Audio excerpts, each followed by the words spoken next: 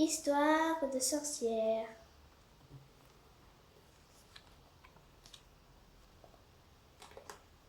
Dinette, surprise. Une sorcière digne de son nom possède un balai pour voyager, un chaudron pour ses potions, un chat noir pour le soir, une chauve-souris pour voir la nuit et une araignée pour décorer la cheminée. Et une enfant sorcière, il lui faut une balayette, une petite marmite, un mignon chaton, une mini chauve-souris et un bébé araignée. C'est exactement ce dont Pauline a besoin pour jouer à la dinette, pendant que maman plante dehors des champignons poisons. Pauline a 5 ans. Elle a bien observé sa maman quand elle prépare ses potions magiques. Et elle va faire pareil. Pour une première expérience, elle choisit soupe à la grimace. Elle ouvre son mini grimoire tout en images. Elle se concentre et prononce comme maman. Pour commencer, dans un bouillon en ébullition, versez un sachet de limaces séchées. Chaton approche, tenant dans sa gueule le sachet en question. Trempez un doigt coupé, un doigt de poupée. Pauline fronce les sourcils. Les images de son mini-grimoire ne sont pas faciles à comprendre. Le dessin montre un doigt de petite sorcière plongeant dans une marmite. « Oh, un doigt pour goûter !» dit-elle. « Parfait ! Ajoutez une pincée de cervelle. Mais où est-ce que je vais trouver ça ?» fait Chaton, ce qui veut dire de nous, la chauve-souris. Chauve-souris volette jusqu'au bocal de maman sorcière. Sur une étagère, elle se pose sur celui dont l'étiquette indique cervelle de papillon. Pauline ne sait pas lire, mais elle fait confiance à sa petite amie. Merci, chauve-souris, dit-elle en montant sur une chaise pour s'emparer du bocal. La potion commence à verdir. Attrapez une araignée, trempez-la dans l'eau, trempez-la dans l'huile, et en sortira un béni tout chaud.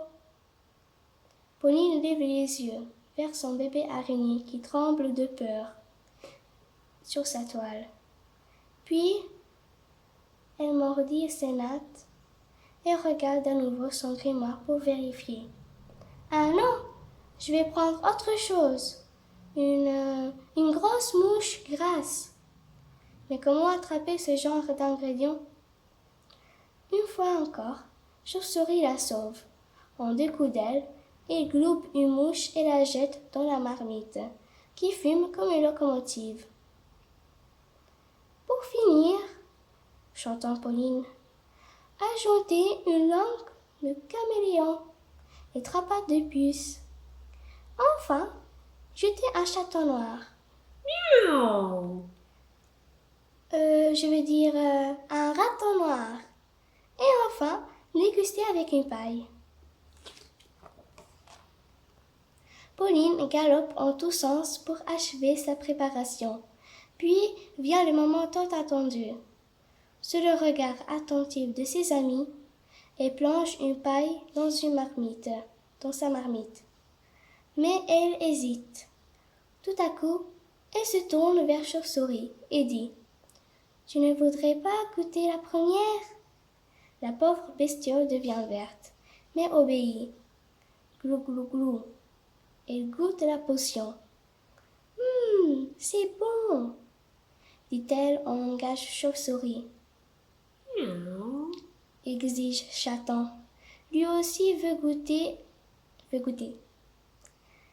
Et la petite araignée se laisse descendre sur le bord de la marmite où elle aspire une goutte. Pauline est très fière.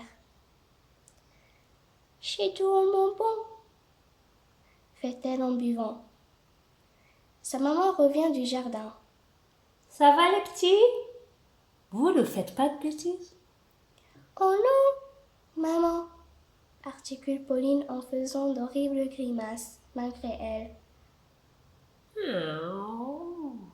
Approuve Chaton, dont les yeux deviennent gigantesques, les oreilles toutes molles, les dents toutes tordues. Chauve-souris se transforme en souris chauve et la petite araignée en migale chevelue. Point sur les hanches. La maman de Pauline prend un air sévère.